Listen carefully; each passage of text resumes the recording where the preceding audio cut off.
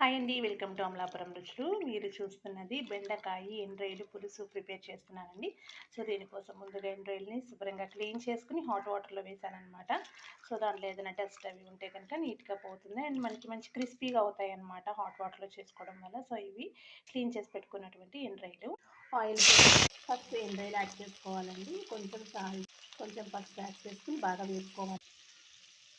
ఇవి మంచి వాసన వస్తున్నాయండి. ఇప్పుడు మనం పచ్చిమిరపకాయ, ఉల్లిపాయ, కరివేపాకు యాడ్ చేసుకుందాం. ఇది కూడా వేగాలి.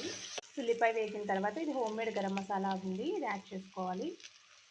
నెక్స్ట్ టొమాటో 2-3 టమాటోస్ మీ ఇంట్రెస్ట్ బట్టి యాడ్ చేసుకోండి.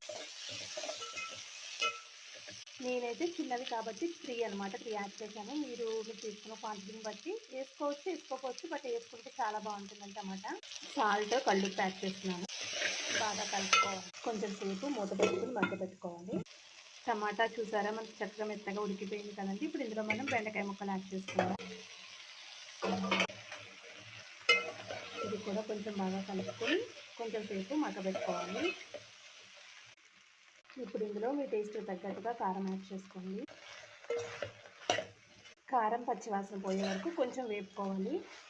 ఇది ఒక పెద్ద నిమ్మకాయ సైజ్ అంతా చింతపండుని రసం తీసి పెట్టుకున్నాను. అంటే మీరు తీసుకున్న క్వాంటిటీని బట్టి తీసుకోండి. నేనైతే కొంచెం ఎక్కువే తీసుకున్నాను. చింతపండు పులుసు పుల్లగా ఉంటేనే బాగుంటుంది.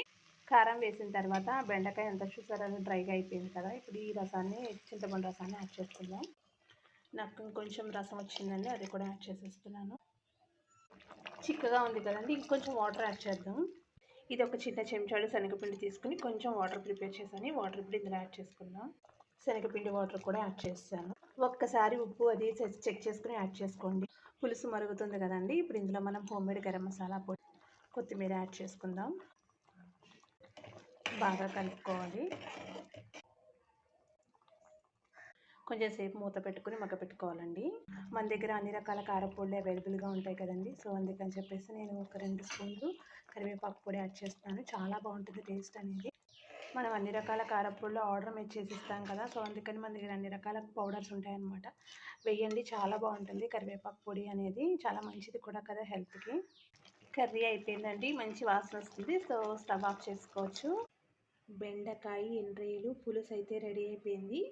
సో అంతేనండి ఈ వీడియో. మళ్ళీ మంచి వీడియోతో మీ ముందు ఉంటుంది మీ అమలాపురం రుచులు. Please like, share and subscribe. మన ఛానల్ ఎవరైనా ఫస్ట్ టైం చూసినట్లయితే ప్లీజ్ వన్స్ వెళ్ళి విజిట్ చేయండి. మంచి మంచి వీడియోస్ ఉన్నాయి, షార్ట్స్ అలాగే ఫుల్ వీడియోస్ కూడా ఉన్నాయండి. Take care, bye.